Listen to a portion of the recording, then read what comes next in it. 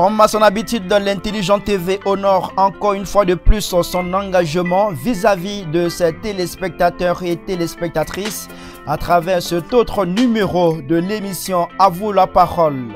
Ce vendredi matin, celle qui détient la parole se nomme Malika la Slamazone, née Malika Rakizatou Ouattara, slameuse burkinabé. Dans ses échanges, elle parle de sa carrière, ses défis et dit ce qu'elle pense de la musique ivoirienne. Qui est Malika la Slamazone? Alors Malika la Slamazone est une artiste slameuse burkinabé. Voilà, qui a vu le jour bien sûr avec son premier album en 2016 et qui aujourd'hui heureusement a raflé plus d'une vingtaine de trophées. D'où vient le pseudonyme Slamazone? Le Malika c'est le vrai nom, donc Malika la Slamazone pour dire Amazone du slam tout simplement, c'est un jeu de mots. Comment avez-vous découvert le slam? On va dire que ce fut un coup de foudre, un 8 juillet 2009, lors d'une compétition. J'ai vu quelques slameurs sur scène et j'ai décidé de m'y lancer. Voilà, c'était pour moi, c'était pour m'essayer. Mais au fil du temps, on a vu qu'on pouvait y faire carrière et puis bon voilà. Comment définissez-vous le slam? Pour moi, le slam, c'est avant tout une bouche qui donne et des oreilles qui prennent. C'est le moyen le plus facile pour partager des émotions et l'envie de jouer avec des mots. Mais retenons qu'il y a autant de définitions de slam qu'il y a de slameurs et de spectateurs de scène slam. Mais cette définition-là, c'est selon moi. Quels sont les différents thèmes auxquels vous vous intéressez généralement? Le slam est un art qui peut se mettre sur tout. À la base, le slam, c'est en a cappella.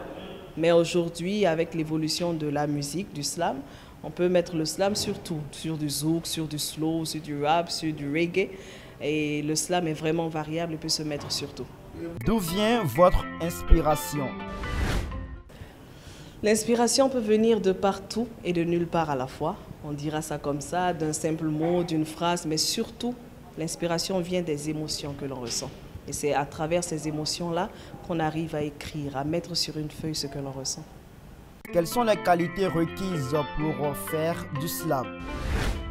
On dira déjà une culture générale de la chose parce que le slammer, c'est celui-là qui a bonne conscience et qui essaie de sensibiliser par les mots.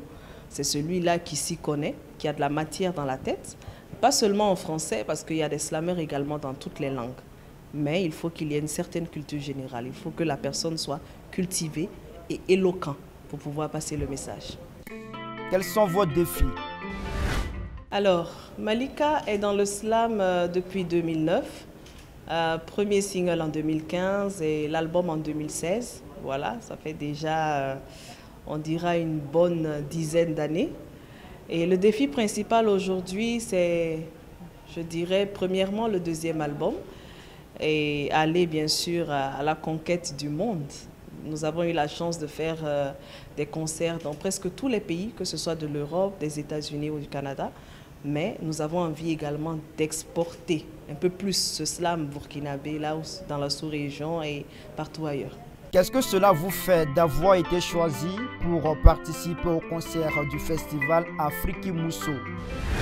Alors, Afrique Mousso, on va dire que l'autre casquette de l'artiste, c'est que je suis également présidente d'une fondation qui œuvre comme ça dans le social. Et Afrique Mousso, être sélectionnée pour Afrique Mousso, on dira que j'étais obligée de répondre à l'invitation parce qu'au-delà de valoriser la culture, c'est également valoriser la femme, valoriser le travail qui est fait par la femme et surtout sensibiliser sur tous ces aspects-là qui freinent l'évolution de la femme. Donc bien sûr, c'est un plaisir pour nous. Que pensez-vous de ce festival? Un festival, vous savez, j'aime le comparer à peut-être le concert comme ça. Il faut maximiser sur la prévention avant que le problème n'arrive. Et Afrique Mousso comme ça a pour rôle de sensibiliser. Aujourd'hui, nous avons le thème sur les violences faites aux femmes. Différents thèmes ont été développés, disons également le viol et tout ce qui va avec. Et ils ont maximisé sur la sensibilisation. Il y a eu des conférences, il y a eu des œuvres littéraires, il y a eu tout ça qui sensibilise nos jeunes, qui sensibilise cette jeunesse-là grandissante avant que le problème n'arrive. Et c'est là qu'il faut saluer vraiment l'initiative d'Afrique Mousso Parce que le moyen le plus facile pour passer des messages, véritablement, c'est par la culture. Et quoi de plus normal que de passer un message adressé aux femmes par les femmes. Voilà. Pour vous, pourquoi est-il important de promouvoir la femme africaine? La notion de la femme africaine, aujourd'hui, il y a des débats également sur l'égalité homme-femme, mais je pense que nous, on militera plus pour la complémentarité. Hein? Dieu a fait de telle sorte que chacun a sa place, mais que nous sommes obligés de nous compléter, bien sûr, pour un monde meilleur. Alors aujourd'hui, la femme ne cherche pas à avoir du terrain, mais elle cherche simplement à prendre sa place dans la société actuelle. Et la société actuelle ayant évolué, bien sûr, la femme en elle-même également doit évoluer, et cela dans tous les domaines, que ce soit dans la culture, dans la politique. Aujourd'hui, on a des femmes qui occupent des postes très importants et qui s'en sortent véritablement. C'est pour montrer que la femme d'aujourd'hui a évolué et peut véritablement contribuer au développement de l'Afrique entière. Quel rapport avez-vous avec la Côte d'Ivoire? La Côte d'Ivoire et le Burkina Faso, c'est chambre-salon. C'est ce qu'on aime dire. Et bien sûr, culturellement, nous avons eu des collaborations. Hein. Ici, nous avons eu une collaboration avec Nash, d'ailleurs en 2019, qui a pris la meilleure chanson de l'intégration Burkina-Côte d'Ivoire au Koundé, au Burkina Faso. Il y a également eu une collaboration avec Stellaire. J'ai été 2 fois ici pour les Massa et je viens vraiment fréquemment. Voilà. Et j'aime vous avez entendu le nom, je suis Ouattara. Donc, Côte d'Ivoire, là, c'est chez nous aussi. Quel est votre regard sur la musique ivoirienne?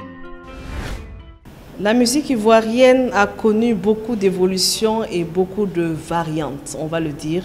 Aujourd'hui, se développe le rap ivoire, se développe la musique urbaine, se développe encore en gestation le slam ici, un peu moins en tout cas qu'au Burkina Faso. Donc, avant, il n'y avait pas toutes ces variantes-là. Aujourd'hui, on voit que les choses bougent et c'est principalement grâce aux technologies de l'information et de la communication, grâce à Facebook, WhatsApp et tout ce qui va avec. Aujourd'hui, c'est beaucoup plus facile pour les artistes d'aller vers la promotion et surtout aussi grâce aux médias, voilà, de faire la promotion, d'avoir des vues et tout ce qui va avec. Donc, on va dire que la culture ivoirienne est en pleine gestation. Un message à l'endroit de vos femmes. Alors, par rapport, le message à mes fans, hein, par rapport justement au festival pour lequel on est là, Afrique et Mousso, c'est déjà que nous, en tant qu'artistes, nous voulons donner de la voix, nous voulons agir par nos actes, nous voulons agir par nos mots, nous voulons faire bouger les lignes et cela ne peut se faire sans eux. Parce que quoi que l'on dise, aujourd'hui, ce sont les fans qui font notre force. Et c'est également cette jeunesse-là, grandissante, qui aura l'obligation de relayer et donc de bien se comporter. Aujourd'hui, si nous avons toutes ces inégalités, aujourd'hui, si nous avons ces violences faites aux femmes, c'est peut-être parce que la base, à un moment, a été faussée. Donc aujourd'hui, nous sommes dans la sensibilisation pour que justement, demain, on n'ait pas ce problème-là.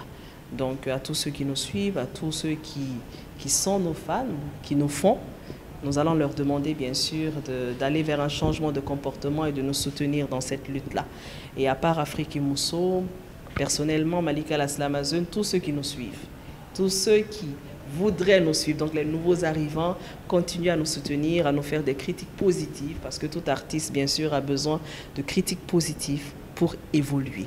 Suivez-nous sur les différents réseaux sociaux, Malika La Slamazone, que ce soit Twitter, Instagram, Facebook, LinkedIn, et voilà.